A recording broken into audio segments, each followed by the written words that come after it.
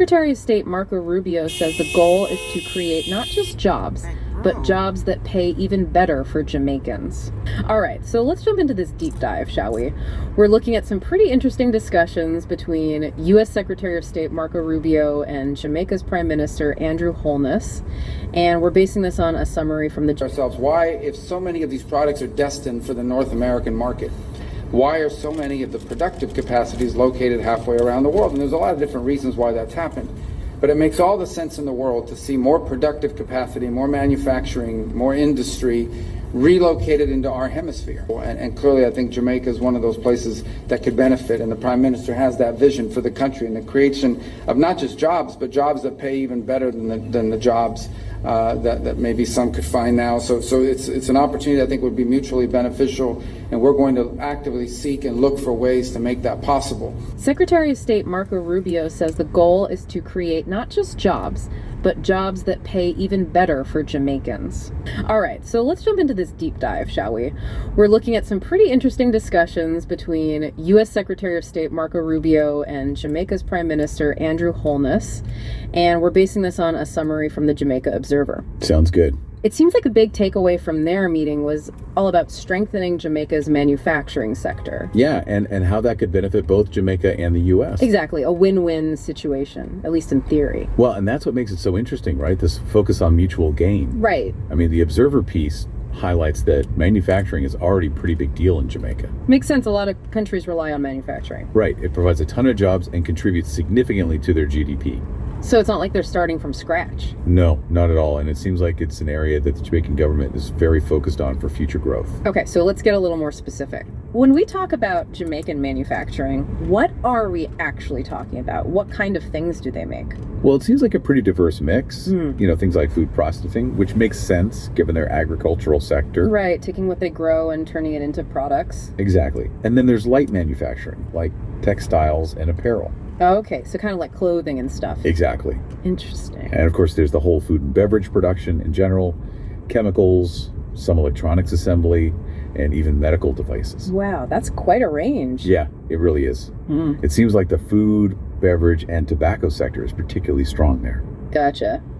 So it seems like the big idea here is to get more U.S. companies to invest in these Jamaican industries. Yeah, and specifically with the goal of creating better paying jobs for Jamaicans.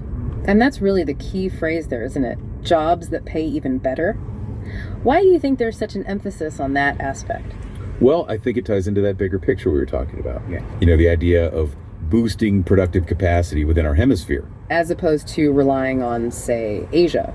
Exactly. Especially China, which has, you know, a really strong grip on a lot of global supply chains right now. Yeah, and that's something we've been hearing more and more about, this idea of bringing manufacturing closer to home. Absolutely. So for companies considering this shift, what makes Jamaica stand out? Why would they choose to invest there?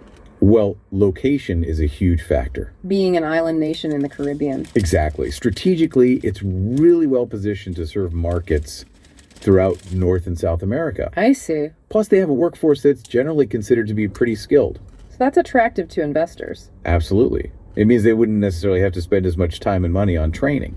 But it's not just about the location and the people, right? I mean, it sounds like the Jamaican government is really actively trying to encourage this kind of investment and growth. Oh, absolutely. They've put a lot of effort into creating incentives and launching initiatives to support their manufacturing sector.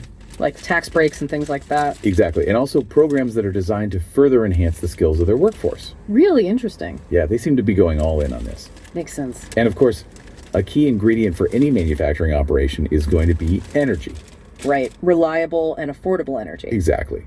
And that's where the U.S. potentially comes in with liquefied natural gas. Yeah. Or LNG. Ah, so there's a connection there. Big time. The U.S. has a surplus of LNG, which is seen as a cleaner fuel source compared to, say, coal. Right. And they're looking for places to export it. And Jamaica needs reliable energy to power their industries. Precisely. So it could be a really beneficial partnership. So the idea is that the U.S. would invest more in Jamaica's energy sector, particularly in building the infrastructure for LNG. Exactly.